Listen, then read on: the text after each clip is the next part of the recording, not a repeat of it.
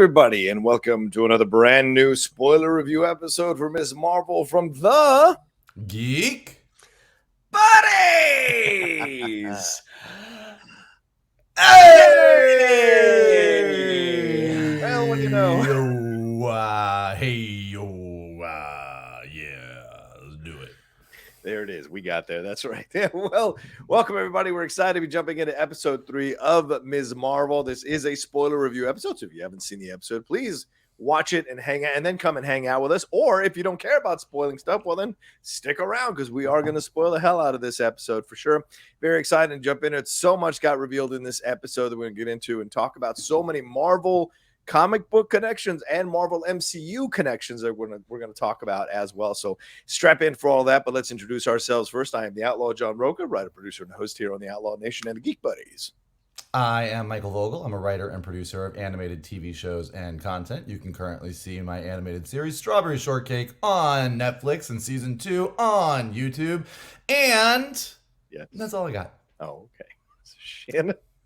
This is Shannon McClung. I'm an animation writer and a television actor, and I was out later than I normally tend to be last night. So if I'm a step behind, apologies. It's all right. As long as you aren't hanging out with Djinn in another dimension, I think you're all right. I was with Mr. McClung and was out as late as he was, and I'm fine.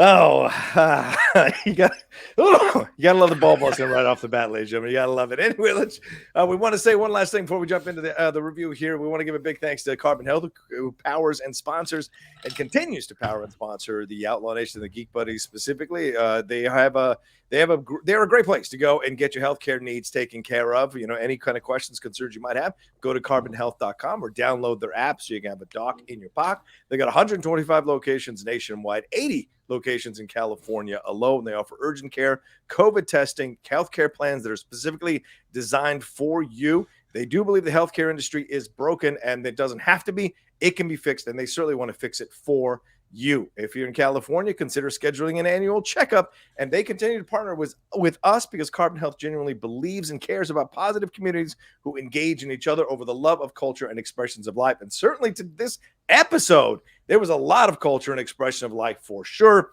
So I'm sure Carbon Health would be very proud to sponsor this review of that episode specifically, more than anyone so far for Ms. Marvel. So go to carbonhealth.com and check yourself out today. All right, let's get into this thing.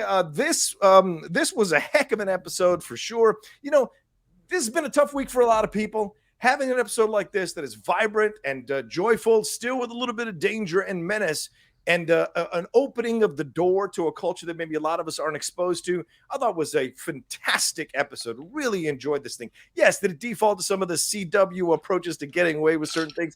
Yes, but it's a teen, young adult approach to it while also connecting it up to the MCU. And I think once you've accepted that about this series, it allows you to relax and just enjoy what you're watching and the performances. Michael, talk to me overall of what you thought about this episode 3 here of Ms. Marvel. I love this show. It is so good.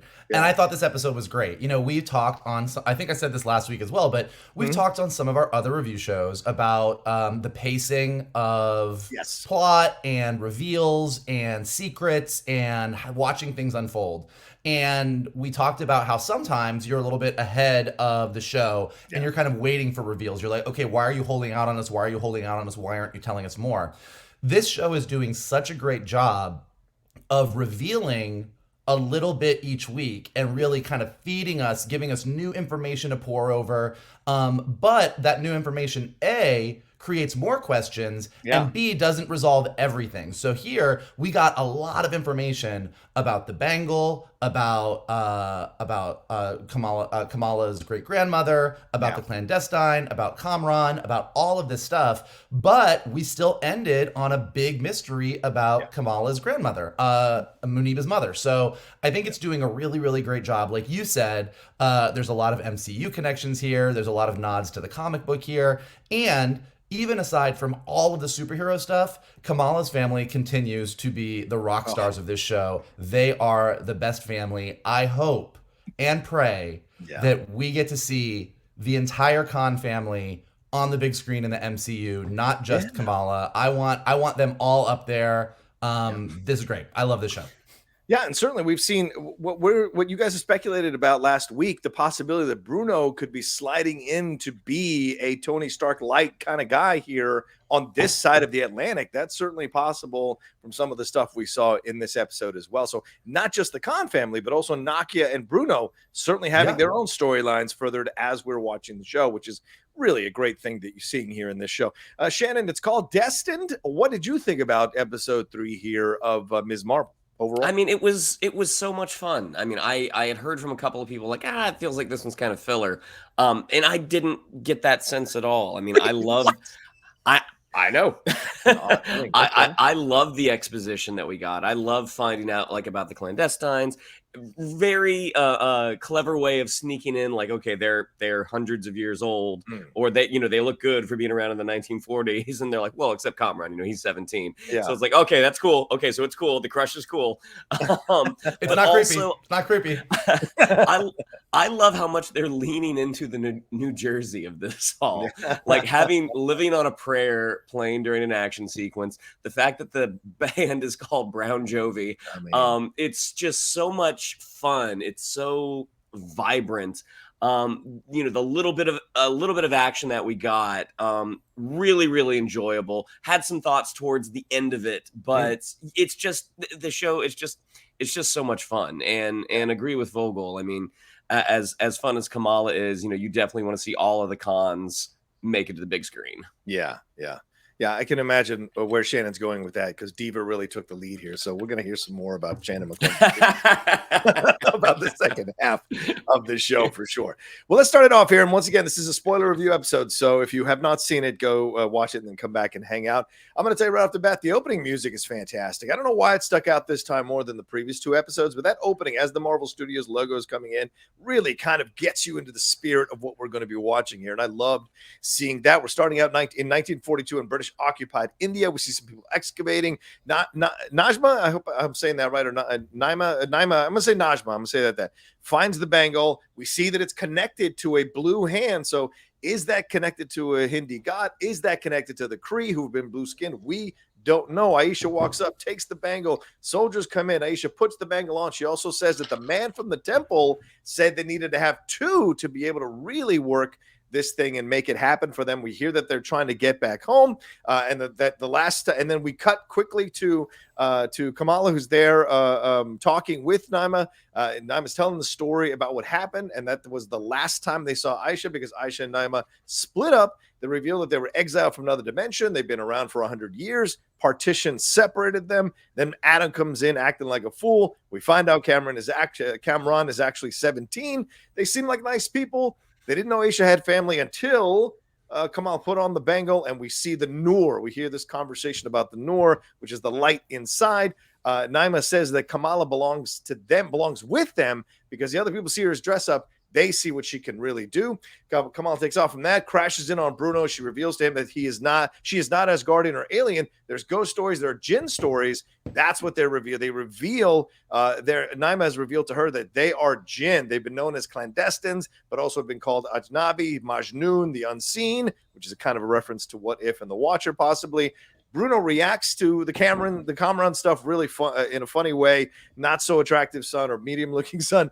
Bruno says it reminds him of a paper from Dr. Eric Selvig, and we see that she is trending. Then we see the Department of Damage Control showing up at the mosque. They want to search the mosque. Nakia stops them. Nakia, we find out, is a board member. She asks if it's serious. Oh, they're still tabulating the votes. They're still tabulating the votes. She asks if it's serious because it's an enhanced individual or one from a mosque. And then we have Iman basically asking her, the next time Diva comes in here, take off her shoes. So let's stop there. Great opening, great intro. Loved we get all this information. As Michael, you were pointing out, we get this information, but also opens up the door to more questions here. And you've read the comics more than Shannon and I have. So I feel like they're moving some stuff around here, still keeping the basic intent of her origin story, but they're moving some stuff around, which kind of throws everything up in the air because you're wondering where it's all going to land. What did you think about this whole opening here and these scenes as we see them up until this point in the episode? I thought the opening was a lot of fun. Again, a lot of information that we got. To your point, this, and we've talked about this before, but if you go to read the comics as Miss Marvel, if you pick them up because you really love the series, her origin is very, very different because she is an Inhuman, which is another race of superpowered beings, kind of akin to mutants in the Marvel universe. In fact, the mutants and Inhumans have had a lot of big fights with each other, but she's an Inhuman. And when she meets Kamran in the comics, Kamran is Inhuman, and he does take her to a group of people who do turn out to be villains who are also Inhuman. So they have kind of jettisoned the entire Inhuman storyline and kind of inserted this Clandestine storyline. But it works really, really well, and it's taking everything back towards Kamala's origin, her family's history, her heritage, and since this is a show that's all about heritage, I think it's a really, really smart move. Yeah. They are also clearly starting to build, as Kevin Feige said they would, connections between the different pieces of the Marvel Universe. To your point, Johnny, that bangle is on a blue hand. Now, could that blue hand be a Hindi god? Absolutely. We are now seeing gods popping up everywhere. We're about to see more gods pop up in Thor: Love and Thunder with a god butcher. So if we did bring some Hindi gods into the mix, that would totally make sense. And a lot of times, several of them are portrayed with blue skin. Genies are often portrayed with blue skin, i.e. Will Smith in Aladdin. And so could this be the severed arm of some dead Djinn? Yeah. Although the Clandestine are not blue, so that might not. And I think what a lot of people are pointing at, as you pointed out, is the Kree are also blue. Yeah. The Kree are tied to Carol Danvers. In the comics, the Kree are tied to the Negabands, bands that send you to a different dimension. And then I think the biggest, literally biggest clue in this whole scene is the fact that when you pull up above them, they're all standing on the floor, and on that floor is a big symbol of the 10 rings. Yes. So we have Shang-Chi with his rings running around that glow blue and orange and different colors. We have a post-credit scene in Shang-Chi where they're talking about, we don't know where these rings came from. They're alien in origin. They are sending out a signal somewhere. And we got a bangle that was on a blue arm. So, I mean, it could go either way. It could go heritage, it could go Kree, but the fact that we have those 10 rings down there means that there's definitely some connections there as we are building to whatever we are building to in Phase 4. Yeah. So that's like all the fun, nerdy stuff. But then, to your point, we get to all this other great stuff. Yeah. I thought it was hilarious that when they were all talking, we were getting the backstory of the Clandestine, and the one guy comes in listening to a YouTube video. He's listening to Zoe's popcorn video that we heard the Department of Defense Damage Control talk about when they were like talking to Zoe in the second episode. And he's like, hey, you did that popcorn video, popcorn. And so this guy comes in and he's watching this video laughing and he's like, haha, popcorn. And I think these little nods, like these little moments kind of really kind of flesh out the show in a really, really fun way that shows that they're really into the details here. I think all the stuff about them being Djinn, they're really nice, but they do say right away that they were exiled. Yes. And oftentimes when you are exiled, there's a reason for it. So I do think there's maybe some more to know with that story. We get a lot of information about the Noor. And yes, then we go right to the Bruno scene. And it's classic comic book, my friend who's smart, hey, can you talk to me about interdimensional transportation? And he's like, sure, let me look some stuff up on the internet. I got you, girl. You're good at math. You're good at math. Tell me about this. And I do like that he name drops Eric Selvig. I thought that was kind of a nice nod. And I thought they had a really, really nice scene there. And then, everything that happens at the mosque then following that, like everything with Agent Deaver. Is it Deaver? Yeah, Deaver. Agent Deaver coming in, being disrespectful, Sheikh Abdullah kind of being kind of charming and polite, and then Nakia like laying down the law. Like I thought it was all wonderful, really well done. And I love that they're taking the opportunity to kind of make a commentary on what a lot of people of the Muslim faith deal with, while at the same time raising the stakes for Kamala. Like they like they're building something that it doesn't feel like they are adding something just to add it. They're adding something really organically into the show that ties right into why what Kamala is doing is really hard on her community. So I thought that was all really, really well done as well. Yeah, I agree with you. The way that they're organically sliding into things that are very much a common day a commentary between Muslims and how they're perceived in this country and around the world, really, I thought was really well done, as opposed to feeling like, hey, do you get it? It's more like subtly weaved into natural conversation as not a big deal, just the standard way of life that unfortunately we have to live, so I love that. Just real quick, here's the shot from above. That's what they're talking about. Look at that. In case you missed it, guys, when you were watching the show, there it is, the kind of 10 rings visualization. You see the writing as well there in between the circles, which will give it away for sure. Shannon, thoughts on this these opening scenes here for the show? What did you think? Well, I mean, I love a Disney Plus series flashback to the past. I mean, I thought immediately of WandaVision going back to the Salem witch trials. Right.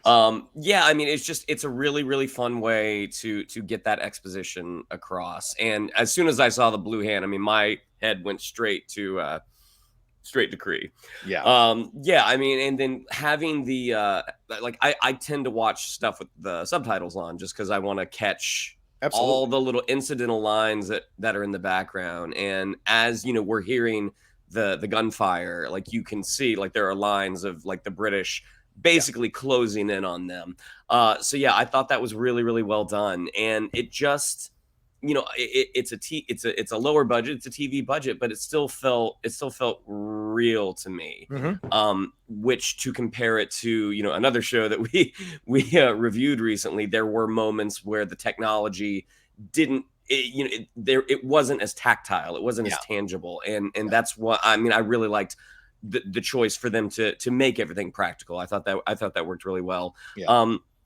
Getting the knowledge about the past with Najma, her connection to Aisha, everything is just being laid out so well. Like, I mean, I feel like Miss Marvel, it's the first show that really feels like a TV show. Yeah, but and that's a compliment. Like the slow sort of spooning out of information, it's really, really well done. Yeah. And even though like I'm not loving Alyssa Reiner's performance, I really liked that scene in the mosque. Like I thought that I thought that was great. And the actor who plays the Shaikh, is it Shaikh or the Iman? Yeah, I think really smaller role, but really good casting, because there's a comfort in the way this guy talks, and it makes sense that he would be sort of a religious head for this local community. And again, not really knowing a ton about Nakia, you're getting so much of her character, like this activist who is not afraid to stand up and be like, hey, we know our rights, you can't do this. They're filling in the world with really, really interesting characters who aren't superpowered, and that's a fun thing to watch. And let's hit another thing that you mentioned here, Shannon and Mike, as well. The way they're calling the things they call themselves, right? You look at these, the Ajnabi, it means stranger, or another. Majnoon is a term to describe someone with mental illness.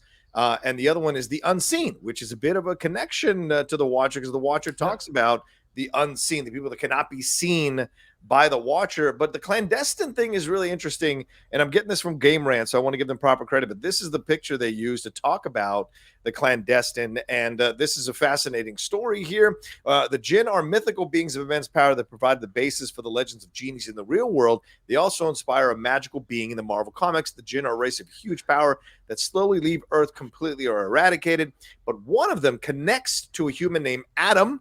Elalaith falls in love with a man named Adam, saving him, making him immortal. The two have several children. Their children have an incredibly long lifespan and form the Clan Destins. Clan space Destined.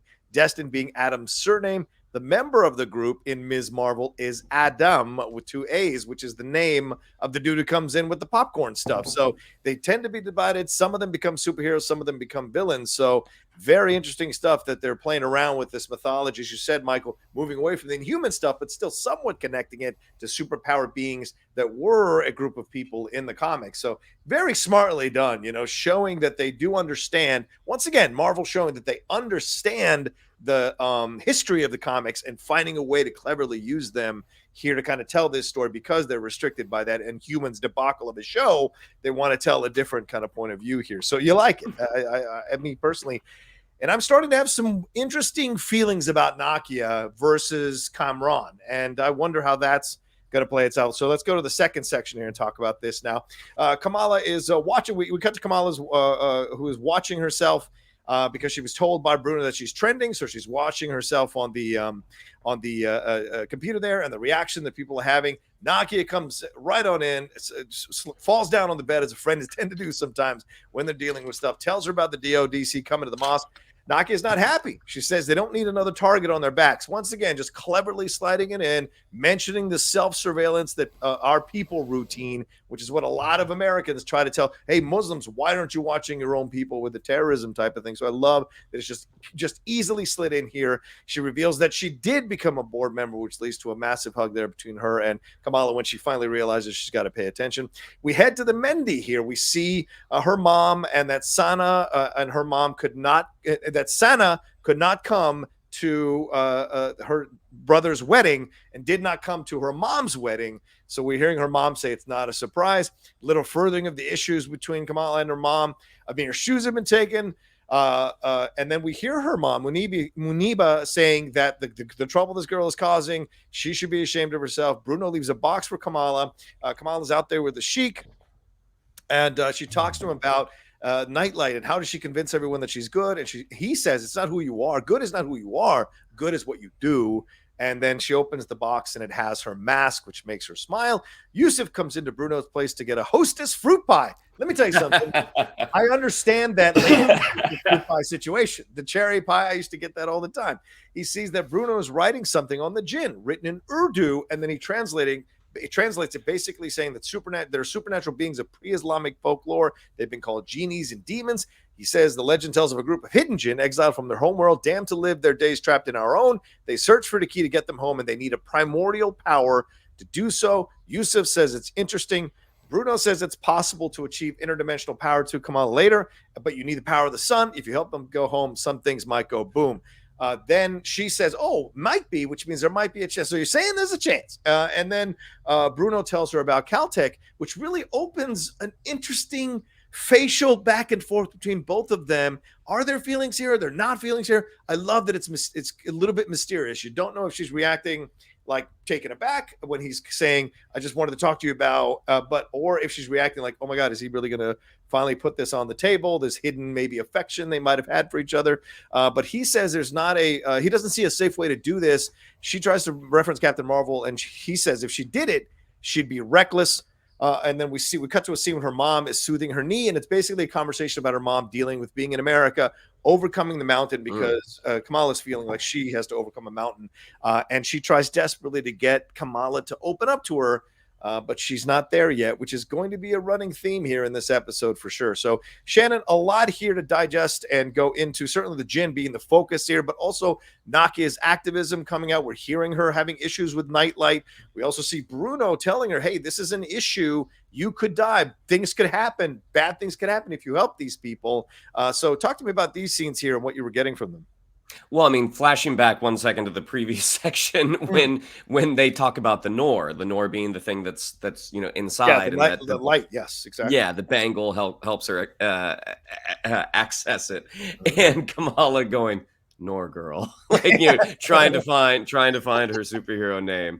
The relationship between Nakia and Kamala, again, they're doing something really well, which is portraying these friendships with younger people just as authentic. It just seems, a lot of times I think in with younger performers, there can be, and I don't know if this is the writing or if this is the actor, but there can be sort of a forced camaraderie, and you don't quite believe it. And that's just not the case here. I mean, Kamala and Bruno, Kamala and Nakia. I mean, you just get the sense that these young people, they're friends. They care about each other. And the fact that Nakia, not a big fan of superheroes, it seems. Yeah. And again, I'm basing that off of what we've seen thus far and how that's going to present an interesting dynamic if she finds out about Kamala. But yeah, I enjoyed that scene. I really liked the scene with the one auntie talking with Muniba. Yeah.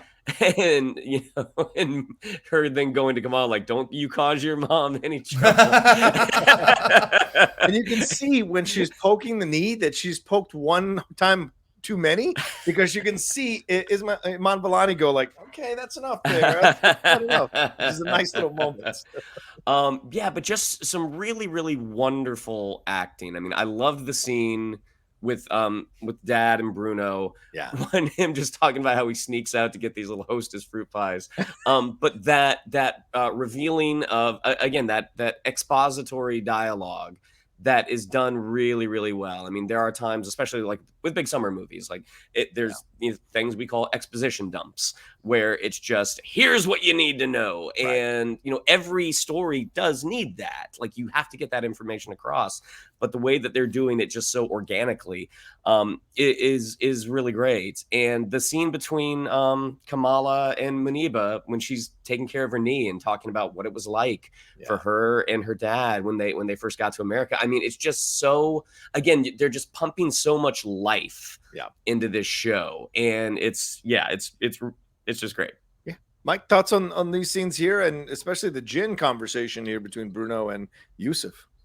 Yeah, I mean, I think that to Shannon's point, you do need this information about the Djinn and what Bruno, and you can't have a scene where Bruno is just sitting there reading to himself. So having the idea that Yusuf comes in to get the Hostess pie and having that be this cute little character moment, but then having him read the stuff so that we as the audience get that information, it was a really clever way to do exposition, I thought. I thought it was really, really nice.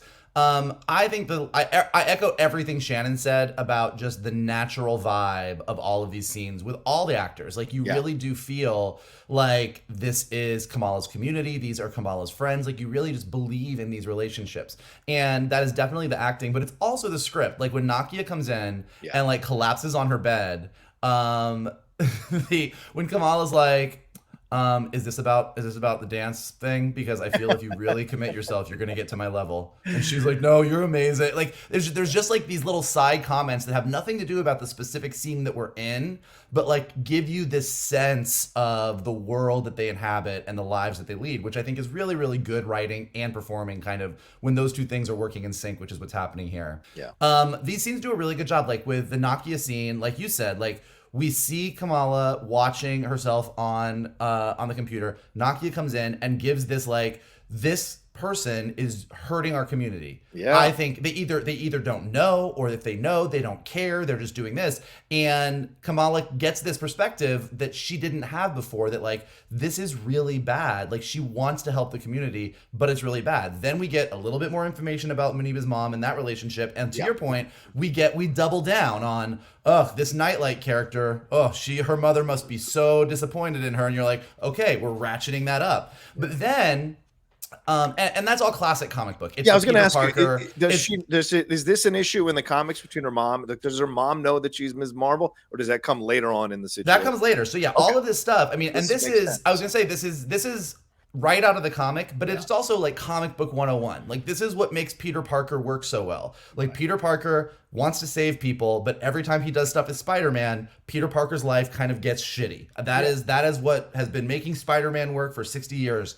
And Ms. Marvel kind of falls into that category that you see with her friends and her parents and her community and everybody, that as Ms. Marvel, things are getting harder and harder. Where Ms. Marvel departs in the comic book and in these scenes is that the advice that she's getting from her community is actually lovely and empowering, even if they don't realize that's what it is. Like the very small scene with her and Sheikh Abdullah, it's lovely. Like, she goes to the religious leader of her community, they happen to have a conversation. He comes to her, but she asks him about this whole situation, and she's like, I thought that, she was doing good. And he's like, I feel like she's hurting the community. And when he's like, I don't think that kid that she saved is too upset about it. Right. And then he's like, good is a thing you do. Like, there's just lovely advice there. And even the scene between her and her mom, even though it's not about the superhero moment, in that first episode where her mom was the heavy, like laying down the law of like, you can't go out, we're doing this.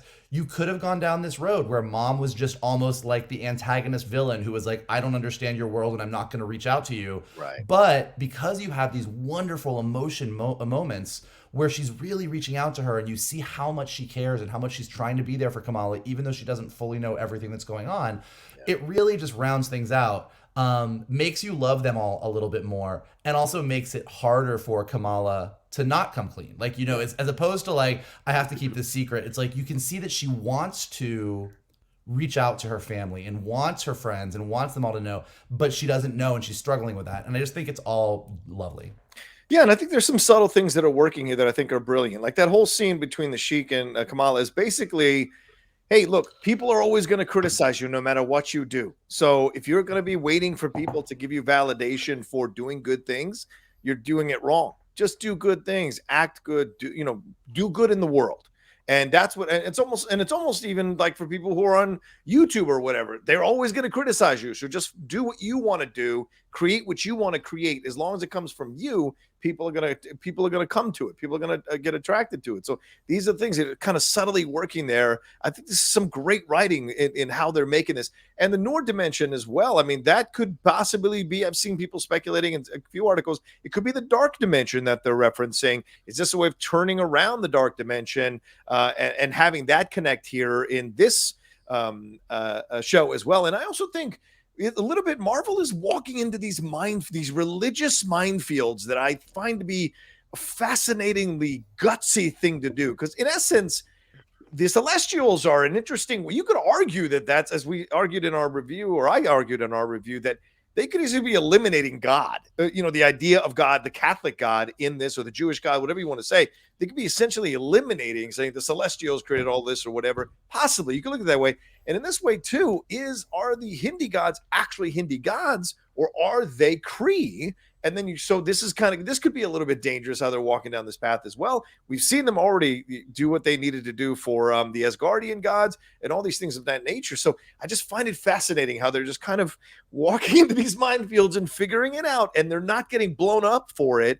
So I appreciate the fact that they're willing to write it in a way that's clever and avoiding any of the minefields so far, or any of the mines rather in the minefield so far. So I appreciate that a lot. I don't know how you guys feel about it, but that's the way I'm looking at it when I'm looking at these things, No, I mean, I agree. I mean, we've talked about this because it's come up a lot now. It came up in Moon Knight with the Egyptian the pantheon of Egyptian gods. Yes. Obviously with, Russell Crowe playing Zeus in Thor Love and Thunder. Like, we're getting Greek gods. We're getting Egyptian gods. We know we have, like, the Asgardian, like the Norse gods, and, like, where they, so there's definitely building out the more cosmic level. And the Celestials in Eternals, to your point. Like, we're definitely getting into cosmic levels of creation and all this stuff. And if you watch our show, our usual Geek Buddy show this week, as we were talking about where Phase 4 and Phase 5 and Phase 6 and beyond might be going, it really does look like there's a reason that things are getting more cosmic, celestial, god level. Because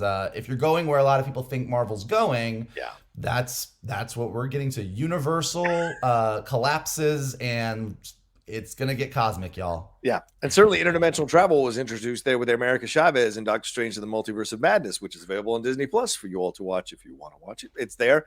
But yeah, I mean, that's also been introduced. So the idea, if you want to watch it, I mean, if you feel like spending the time, but yeah, I mean, that's Bruno talking about the interdimensional travel using Selvig's notes. And so that's also tied in here that I think is very fascinating as well. All right, let's move on to, or did you want to say anything on that, Shannon? Sorry. Did you want to say anything on the religious, the way they're approaching this stuff? No, it's one of the cases where Steve Rogers was wrong when he said there's only one God, ma'am, and he doesn't dress like that, referring to Thor.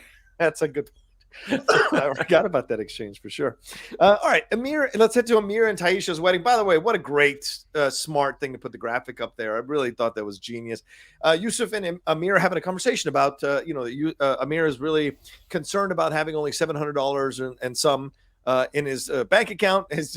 Yusuf seems to have no issue with this at all, just kind of smiling about it, being a really awesome dad, saying, you got to choose what kind of life to live. Do you want to live in fear or live in love? And if you choose love, you choose passion, faith, and courage. And Kamala's hearing this exchange kind of hidden behind the wall. And Yusuf says that Aamir is brave for choosing family. Once again, this idea of choosing family, this becomes a thing. This is becoming a theme throughout this series. We see this beautiful wedding. I mean, just gorgeous wedding, this great back and forth. We hear them, you get asked 3 times if you really want to be committed to the person you're committed to. Then we see Najma has Kamran's phone. We cut to Najma who has Kamran's phone. We see this exchange. We had seen this exchange just a few seconds ago. If we look at this scene between Kamran and Kamala, where Kamala is saying she's not 100% ready yet to do this, and Kamran says, yeah, take your time, focus on the wedding, no sweat. Well, Najma has found that exchange on the phone, and we see immediately that she has gone to the evil place and says they are going to make Kamala help them. Kamran is not happy about this. We head back to the wedding. We see the traditions of putting the heads together. We see Auntie talking to Bruno there. I don't know what's going on there, but then the Bollywood dances break out, which is so awesome to see in a great sequence. Something I don't know that much about. So for me, I just had a big stupid grin on my face watching the vibrant colors and the songs and the dances, all of it, and the joy they had. Tyesha's family coming in and being part of it, her brother coming in and being part of it. And I put here, it's such a great window into this world. Then Kamala and Nakia and Bruno and others do a dance, which is great. Then Aamir gets brought into those things. Then Tyesha comes in. Then, as Shannon mentioned, Brown Jovi is here, and they do quinceañeras apparently. Kamala and Bruno, and they start with a slow dance, which is odd for a Brown Jovi thing. All right, but Kamala and Bruno dance, but then Bruno grabs her, Bruno grabs her and tells her, well, no, I'm sorry, Kamran comes in, grabs her and tells her that his family is coming first, as everyone, they're going to kill everyone, and then they show up. Kamala pulls the fire alarm to get Bruno, and Bruno gets everyone out of there as Living on a Prayer kicks in. There are fights in the kitchen, fights in the dance hall. Kamala's initially starting out with defensive moves, but as the people she cares about get in danger, she starts to be able to use her powers more in an offensive way with the punches and what have you. Kamran gets involved. So does Bruno. Bruno gets really hurt. Kamran gets knocked out. We see outside that another wedding was canceled by this fire alarm as well, from an Asian family there. And we see Kamala pick up Bruno, and after Kamran says, get Brian out of here, and he says, I swear he gets my name wrong on purpose. Which is then they get surrounded down in the lower area of the building there, and the justice, we think they're going to, by everybody involved there from the clandestine, we think they might get caught here. The DOD shows up with some tech and shoots everyone, arrests everyone, while Kamala and Bruno sneak out. But before they do, Naja grabs Kamala's wrists and the bangle, and suddenly we see a train coming in the sky there, a vision of a train coming in the sky at them with Karachi on the front. Is this a partition flashback? I feel like it is. Nakia sees, and then they kind of sneak out, Bruno and Kamala, and Nakia sees her use her powers and asks questions. Kamala goes home, and her parents try to talk to her, but to no avail. Nani calls and says she needs to go to Karachi. Kamala does, and bring her mom too, because she also saw the train. So they have to come, and then hangs up on her. Dun, dun, dun. So, Mike, as you said, we end on this cliffhanger, but we get a lot in this wedding. Talk to me about experiencing something like this, which I think is one of the most unique things we've ever experienced in the MCU.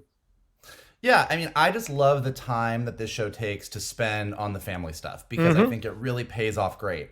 If you're going to have a show where Kamala is really struggling because she wants to be everything her family wants her to be, but she has this other life, doing it this way makes us care a lot more. And so everything was wonderful. The Bollywood dance number at the wedding was just absolutely fantastic. Yeah. I love that the one little kid is wearing the Hulk outfit that Kamala's mom made for her. And just like to your point, it's just a big stupid grin moment. It is just this great, awesome dance number.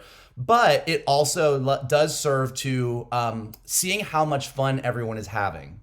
And then knowing that Kamala has to ruin that for everyone. Yeah. That, seeing it be that fun, and you as the audience going, oh, this is great, I really am enjoying this. You really feel how disappointed everybody is when it ends. I do love that Aamir goes back for the money. Yes. I think that is a funny, you have this scene with him and his dad where he's talking about how much money he has. Shit's going down. Everyone's like, you got to get out of here. And he's like, I got to get the money, though. I got to get the money. I'm not going out without it. Previously, just stepping back right before that, I love the scene with Aamir and his dad. It's a beautiful scene between the two of them, but it's interesting everything he's saying to Aamir, I mean, obviously relates directly to what Kamala is dealing with. Like, choose love over fear, be courageous, follow your passion. And it's all really good advice. It's the right advice that Kamala needs to hear. I don't know that her father would give her that advice specifically if he knew what she was dealing with. Fair point. But it is the advice that she needs to be the person that she needs to become. So I thought it was great to have, after you had this lovely scene with her and her mom, as opposed to just going right to her having a conversation with dad, the fact that they chose to have it be between the two of them and she overhears it, I thought that was just really, really clever and lovely. The battle, awesome. They walked that really fine line, and Shannon probably has more opinions on this than I do, but I felt they did a really, really nice job of leveling up what we've seen her do thus far and having her really fight, and we see those powers working, and we see how this is going to be for her moving forward. Like, this is how Ms. Marvel fights. But she wasn't great at it yet. She was better than we've seen thus far. She was better than she was when she saved the kid in episode 2. True. But she was still a little bit off her game, but got her licks in. So I thought they did a really nice job of that. Using Living on a Prayer in that kitchen fight scene made me happy. It's the best. Good Bon Jovi song to use for this show in particular. I thought all good stuff. I thought that, like I said, like they did I believed that she was holding her own. Yeah. But it really looked like she was barely holding her own. Yes. Yeah. And then when the two of them both hold the bangle and you see that train, I believe that is exactly a partition train. I mean, this is the core mystery that we haven't revealed yet that I think is going to be key in the next few episodes is what exactly happened with Aisha when she ran off with the bangle. Yeah. Why does she have the reputation she has? With the family and with the aunties? Why is she seen as this horrible person? Yeah. What did she actually do to save her daughter, Kamala's grandmother? And where does all this lead, and why is it so important to Muniba, to the family? And I think the fact that the bangle and this backstory of what it is and where it came from in the Clandestine is so tied into Kamala's family is just really, really smart on their part. Agree. Nakia sees what's going on, instantly is pissed, like realizes that everything she was saying to Kamala in the previous scene about how Nightlight was ruining everything, it was her. And but I did love that even with all that, and even as angry and upset as she is, and how there's a lot more explanation, that as friends they all just went right into like their roles. Like Bruno was like, I gotta get out of here. She's like, I gotta get Bruno out of here. He's like, I'll explain it to you later. I'm really in pain. We gotta go. Nakia's gonna take care of me. Don't you worry about it. She said, wait, yeah, what? Exactly. Like I love that. Like it's because I think that's more true. I think sometimes when you're doing when you're writing, you want like to be this with all the shit that's going on. You want this character to be like, no, I demand answers right now, and that's not how it works in real life. When everything is shitty, it's like, look, I will explain this later. I know we are going to be in a fight. It is fine. Right now, will you just do this? It's like, okay, fine, whatever. But we are seriously talking about this later. Yeah. And then, I think that the scene with her parents when you get back home is just heartbreaking. It is You see just Amir's disappointment at the wedding being ruined. He's just sitting there. You see the parents being so upset that that everybody knows that Kamala's the one who did this. And by this point, they know that there was probably no fire. So, like, what the fuck was going on? And I just thought it was lovely, instead of her mom being mad at her, to be like, I want to help you. I want to understand what's happening. We are your family. I am your mother. I just need you to be honest. And there's that beat where it's almost like Kamala's struggling with, like, how do I even begin to explain this? And she's just like, I can't. And you just see that division between her and her family. And like I said, because we've spent so much time with them and really enjoyed the time that we spent, it's heartbreaking.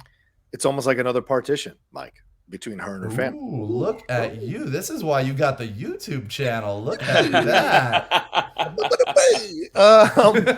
Shannon, thoughts on everything that went on in this wedding as well, but also talk about the choreography here. You know, you're our action guy. So what did you think about how this was all set and shot as well? And then credit to the director here, Mira Menon, who was the director for this one. So yeah, please. You know what? To start with the scene with Yusuf and Aamir, just a lovely scene, and it really sort of encapsulates Muniba and Yusuf's relationship. How Muniba was talking about when they were getting to it, like it was like this was hard, like this was really hard. Your dad worked such long hours for such little money, and then you hear just the optimism coming out of Yusuf to Aamir, where it was just kind of like, yeah, but you know, that's okay that you've only got this much money in your bank account, but you have to choose to do this. Like, it's just a wonderful, I get kind of Friday Night Lights vibes from the comics. Oh, interesting.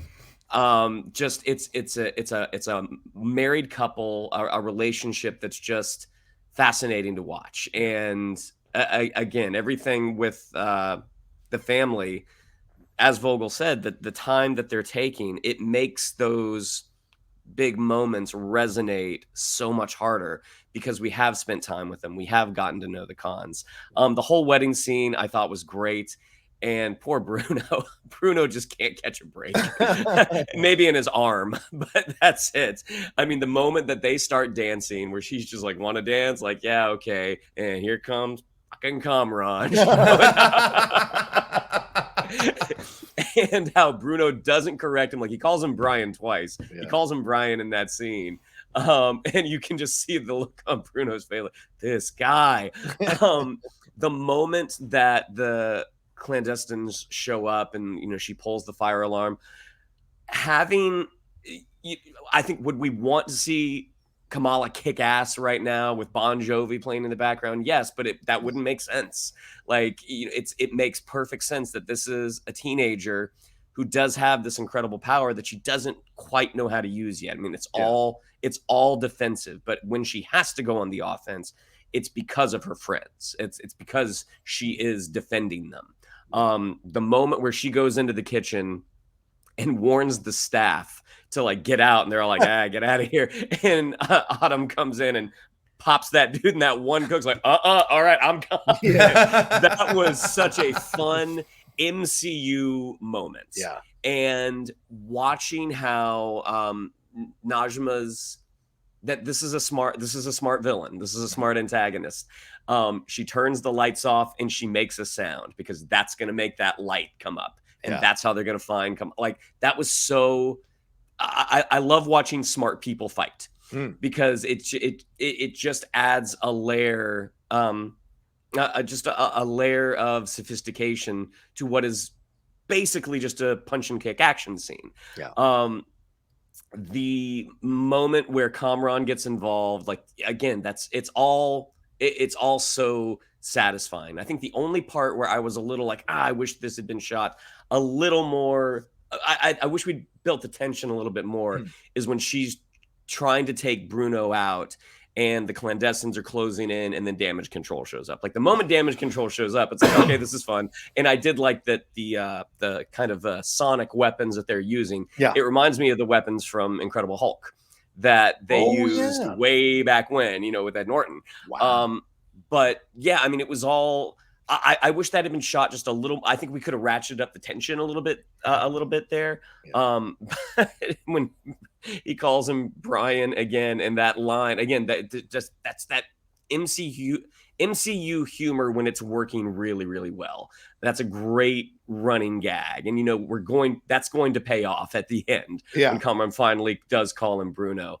But yeah, I mean, watching Nakia, the realization that it's like, that was you. Oh my gosh. It's just so, again, because we care about these people, because we spent the amount of time with them, it makes everything that happens land harder. Yep. It's done really, really well. Again, don't tell me it's too many characters. You can write for characters. You can make it work. You've just got to be smart. And Michael and Shannon both pointed out, it is very smart the way they're using these characters and the way they've fleshed them out and given them motivations and separate lives and things that they're pursuing in their lives. And they cast this really, really well. I mean, Yasmeen Fletcher is great as Nakia. All the actors are fantastic here. And yeah, Najma is even more fantastic. And she the actress rarely does anything outside of her native language. So seeing her being a part of this has been great to give that element, that realistic authenticity here of what you're watching for sure. Mike, you were going to say something? No, just to your point. About not having so many characters but giving them all live. It's like, but it's really smart when it all works for the story. Like, if Nakia, if we had a whole side story about how she wanted to be a photographer or what, like, you can fill that space with stuff that might flesh out a character, but it does detract from the story, and you're like, why are we doing all this? But Nakia being an activist wanting to be on the board at the mosque, caring about the mosque and the people, puts her in direct conflict with the fact that what Kamala is doing is bringing the Department of Damage Control down on them, bringing the authorities down on them, where they're really squeezing them. And so, like we said at the beginning, like them coming in and squeezing the mosque and coming and kind of being very disrespectful, not taking the shoes off, like that's important for what they're trying to say and like really show a side of the world that a lot of us don't experience as much. But it all is in service to story. Like this is the specificity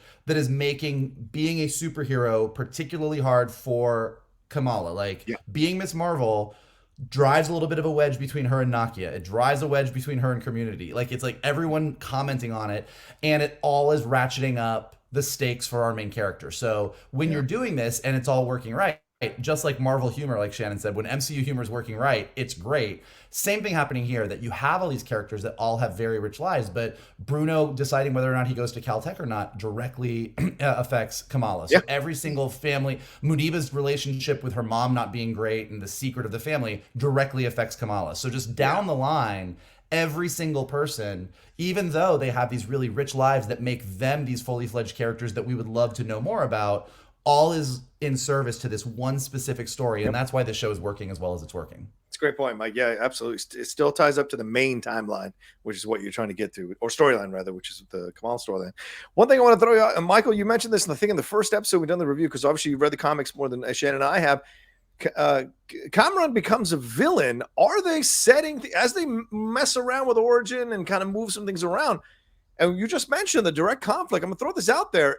Is Nakia possibly the one who's going to turn and be against Kamala here and against Ms. Marvel here? Is that what they're setting up? Because Kamran seems pretty positive, even though earlier in the episode we do hear Najma say that Kamran has to find his own Noor. He doesn't have his own Noor. He's got to find, maybe if he finds the other bangle, is that what happens? Or do you think Kamala maybe kills Najma, which turns Kamran into a villain against her? What do you guys speculate that they're setting up here by setting up this conflict between Nakia and Kamala, and then setting up Kamran as this kind of a guy who saves her, comes in and warns her, cares about her, thinks she's adorable, as Najma reveals. What do you guys think is happening here? Shannon? I think Nakia, I don't think she gives up her friend ultimately. Okay. I think it throws a curveball into their dynamic, but ultimately I don't think she gives up her friend. Okay. And the feeling that I'm getting right now is that Kamran is not going to go that bad. That's what I'm feeling too. Yeah. I know in the books he does, but that's just not the feeling that I get. I mean, they may not, however the series concludes, he and Kamala may not be on the best of terms, but for him to go full villain, that doesn't feel right. That's not to say that it couldn't happen. I also get the sense, I mean, just with the show, the levity that the show brings, I don't think Kamala's killing anybody. I mean, I think our bad guys might be taken into custody, something to be kind of used down the line. I don't get the sense that there are going to be any deaths on the board. Okay, but I could be wrong. That embiggened hand is just going to go through someone's chest and pull out their heart. Kamala. What do you think, Mike? I mean, as I said, you've been the one that's read the comics. So what do you think they're setting up, or am I just misreading this completely? I do not think that. I mean, I don't know how much you want me to say because I've read the comics, so I know a little bit more ahead. Okay. But so if you don't want to hear this, pause it or skip a few seconds. But I don't think that Nakia is going to ultimately be bad. I think that Shannon is kind of on point where it's like, look, this is going to be a part of their relationship that like they might not always agree on, particularly putting Nakia in charge of the mosque and having that be her responsibility. Everything that Miss Marvel does, any attention that brings, they might have disagreements on how that should be handled or what she should be doing. But I think ultimately these are her ride or die friends. With Kamran, I tend to agree with you guys. I think we will see his powers. What's interesting is you know, both he and Kamala in the comics are Inhumans, but his Inhuman ability, as opposed to her embiggening ability that she gets, is bioluminescence. And so because the bangle has the Noor is like this power with light, I have a feeling that whatever happens with Kamran and where he ends, and I do think Shannon might be onto something with I don't think he goes full bad, but I think maybe depending on how everything goes down, they might not be on the best of terms. Yeah. But I do think that they are setting us up for, is there a second bangle out there? Does he get it? Is he put in a position where he needs to do something? But I do think we will see his powers, and they will be some version of the bioluminescence power he had as an Inhuman, but just translated through the hard light and the Noor and the bangle. Okay. Well, there you go. All right. Sounds good. All right. Any final words on this episode that you guys want to throw in here before we wrap up? Because I think we've covered everything that we can for this episode. Mike or Shannon, whoever wants to start first. Anything we missed? I mean, no, not about the episode, but more about the rollout of the show. I mean, there have been, articles about how this is the lowest performing Disney Plus show. But I think this is a show, like, obviously our audience who's watching this, they've seen it more than likely. Yeah. But it seems like this is a show that is just going to keep building. Yeah. That this will be a slow burn, because ultimately, if a show's good, people are going to watch it. And the fact that it does have the MCU connection, I just hope more people find it, and I hope they find it sooner rather than later, because it's thus far it's been a delight. I think moving Kenobi out of the way is going to help for these final 3 episodes for sure. Mike, any final words here on this episode? Yeah, just, we talk a lot, particularly with these shows, and we talked about it with Kenobi, when you have 6 episodes, sometimes you're like, fuck, I wish I had more. I wish these were longer. I wish these were this. And look, I'd be happy with 9 Miss Marvel episodes, 12 Miss Marvel episodes. I'd be happy if every show was as long as a Stranger Things episode. Sure. But I think everything that we're talking about here, both with the rollout of information, the revealing of plot points, the revealing of backstory, the richness of the characters, the richness of the world, we're at the halfway point now, and I feel like we've just gotten so much. That sometimes you get to 3 episodes and you're like, we got a little bit of information. We had like 1 action sequence, but like they're really gonna have to sell me on these last 3 because I feel like we didn't get a ton. And I feel like we just have this wealth right now of these characters and these powers and these connections to the MCU in a way that some of the other Marvel shows haven't always had. Mm-hmm. And so I think they're just kicking ass. And to Shannon's point, I do think it's a shame that this show it has the lowest viewership of Marvel shows. The other part people don't talk about in that article, those articles are saying, is it does have a much higher the younger age group, different ethnicities, different people are like watching it than typically watch a Marvel show. So that's really good. Yeah. But I do think Shannon's right that it's going to continue to get more and more people, even after all 6 episodes are out. I think this is a show that people are going to talk about, both because it's going to tie in directly to Marvel's and the bigger MCU stuff with Phase 4, but also because I think people are going to be like, look, go check this show out. Like, I had a couple of friends who hadn't watched it, like, oh, it looks a little younger. It looks like it's more of a kiddie Marvel thing, so I didn't check it out. And I was like, just go do yourself a favor. And they did, and they were like, oh my God, I'm so glad you told me to watch it. Yeah. It's great. So I think people will come to find the show.